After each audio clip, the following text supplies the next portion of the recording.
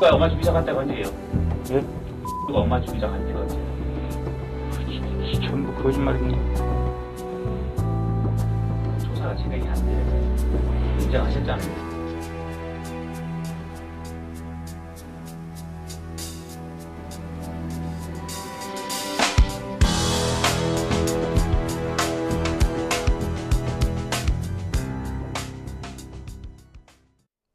자, 꽤 오래 지난 사건이죠. 15년 전에 순천의 한 마을에서 발생한 사건인데 이른바 청산가리 막걸리 살인 사건의 범인으로 지목된 부녀가 재심을 받게 됐다고요. 어떤 사건이었나요?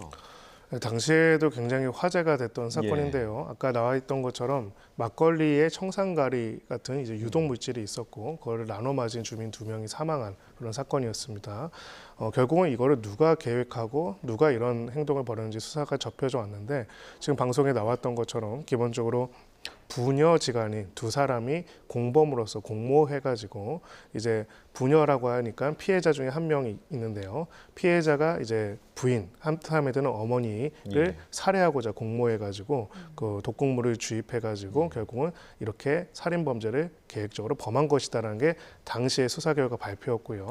거기에 따라 두 사람에 대한 기소, 살인죄 기소가 있었고 최종적으로는 대법원에서 확정 판결까지 난 그런 사건이라고 할 수 있습니다. 네, 말씀해 주신 대로 1심에서는 무죄가 나왔지만 2심에서는 유죄, 그리고 대법원에서 이제 유죄가 확정이 됐는데 그럼에도 불구하고 계속 이번 의혹에 대한 꾸준한 그 의혹이 계속 제기됐잖아요.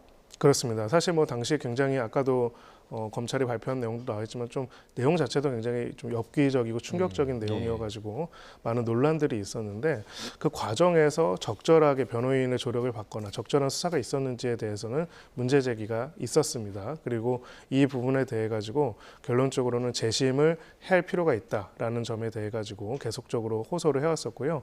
재심 전문 변호사님으로 유명한 분이시죠. 박준영 변호사가 관련돼서 재심 청구를 대리를 하고 올해 1월 이제 재심 결정이 이루어졌습니다.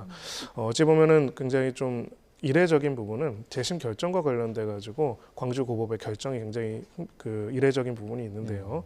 단순하게 이거는 다시 다투어 볼 정도가 필요한 어느 내용이 있기 때문에 부득이 매우 예외적인 재심이라는 걸 한다는 수준이 아니라 당시의 검찰의 수사 그리고 수사권의 남용에 대한 굉장히 강력한 비판이 담겨져 있습니다. 이거는 그 수사 권력을 남용해서 굉장히 심각한 인권 침해를 벌이는, 즉 굳이 말하자면은 거의 검사가 생각을 주입해서 유도신문하는 등 위법하게 수사권을 남용해가지고 정당성이 의심되는 수준을 넘어서 판결을 그대로 유지할 수 없을 정도로 새롭게 발견된 증거와 진술의 모순 등을 고려해봤을 때는 반드시 재심이 필요한 사안이다라고 봤고요. 사실상 이 과정에서의 이런 기소와 수사 과정 전반이 거의 범죄에 가까운 게 아니냐라는 재판부의 판장을 보여줬다고 볼 수도 있습니다. 네, 자 방금 언급해 주셨던 이제 재심 전문 변호사죠. 박준영 변호사가 저희 YTN과 인터뷰를 했던 내용이 있는데요. 잠시 듣고 오겠습니다.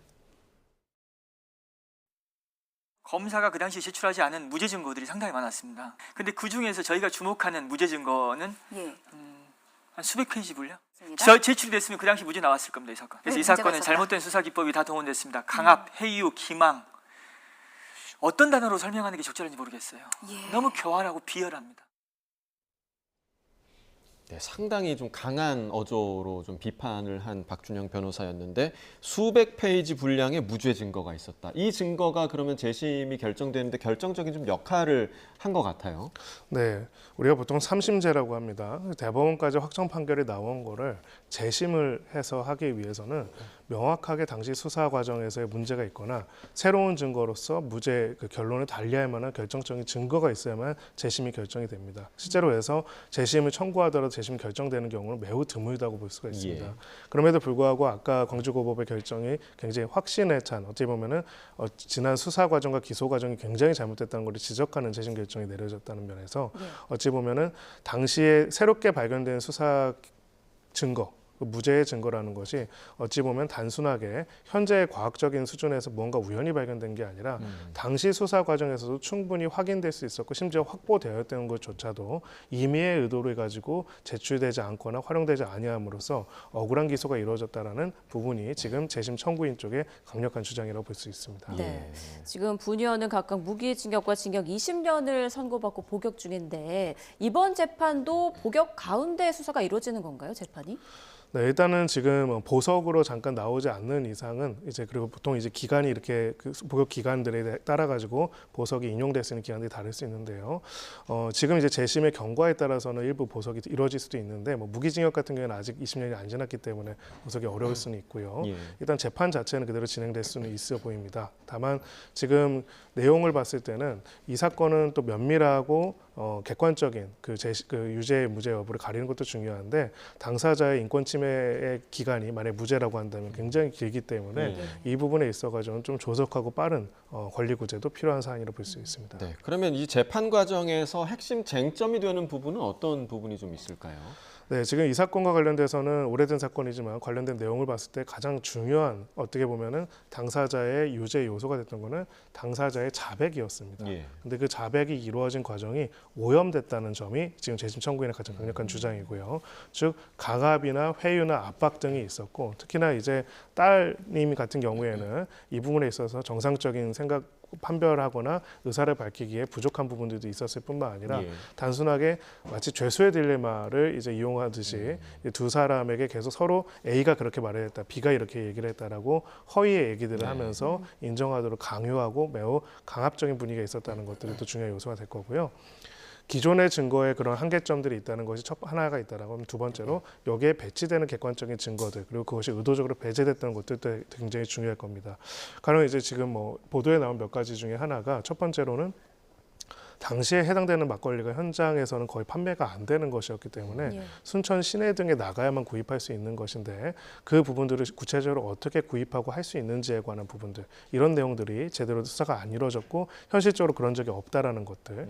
두 번째로는 이제 청산가리를 구입하고 청산가리를 사용하는 걸 보았다는 그 당사자 주변 이 마을 주민 일부들의 진술이 사실은 잘못된 것이라는 증거가 확인이 되는데 그 또한 이제 들어가지 않았다는 부분. 즉 만약에 무죄인지 유죄인지를 수사 과정에서 충분히 보고 유죄가 아니라는 합리적 의심할 수 있는 많은 증거들이 있었는데 이릉 이것을 매우 임의적으로 배제했다는 것에 대한 내용들이 나타나게 된다면은 이 경우에는 무죄가 선고될 가능성이 높습니다. 네, 그러니까 수사 과정에서 부적절한 방법이 동원됐는지 인권 묵살이 있는지 이 부분이 이제 밝혀져야 하는 부분인데 앞으로의 재판 과정 어떤 과정이 좀 이루어지고 최종 결론이 나기까지는 얼마나 걸릴까요? 네, 이제 재심이라는 게 참 안타까운 게 실제로 결정이 나서 판결이 나기까지 수년의 또 시간이 걸리게 됩니다. 예, 그런 부분에 있어가지고는 이게 만약 억울한 옥살이라고 한다면 제가 외람되지만 만약이라는 표현을 쓰는 이유는 사실은 재심 또한 재판의 과정이기 때문에 임의로 이제 하나의 결론들을 단정하지 않으려고 하는 겁니다. 그렇게 된다면은 굉장히 이로 인한 피해가 너무나 크기 때문에 하루라도 빨리 결론이 나올 필요는 있을 텐데요.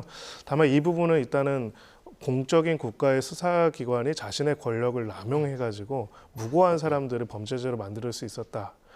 사실 뭐 영화 대사에도 나오지만 세상에서 제일 무섭고 위험한 악당이 어떤 악당이냐면 배지를 찬 악당이라고 합니다. 이게 뭐냐면은 국가의 공권력을 등에 업고 국가의 공권력을 좌지우지할 수 있는 것이 이제 소위 말해서 악의를 가지게 되면 그만큼 위험하다는 건데요. 이 부분에 있어가지고는 어찌 보면은 검찰 스스로 이 과정들에 대한 조사를 하고 스스로 밝히지 않는다면 상당히 오랜 시간이 밝혀질 수밖에 없다고 생각하고요. 당시 수사 담당자들이 어떤 자료를 제출하지 않은 이유, 그런 이유들이 어떻게 됐는지 그리고 그런 부분에 대한 전문적인 수사와 내용들 그리고 거기에 대한 확인들이 조사들이 이 법정에서 치열하게 다퉈질 것으로 보입니다. 네, 자, 이 부녀가 정말 억울한 옥살이를 하고 있는 거라면 정말 하루빨리 좀 바로잡혀야 할 텐데 재심 과정을 좀 지켜봐야겠습니다.